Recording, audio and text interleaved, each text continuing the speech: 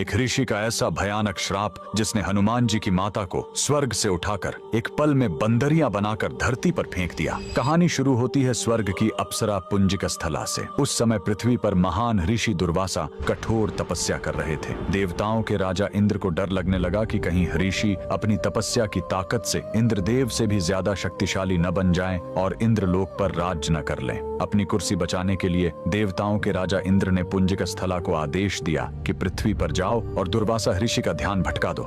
इंद्र के आदेश पर वह ऋषि के आश्रम गई और उनकी तपस्या में बाधा डालने लगी।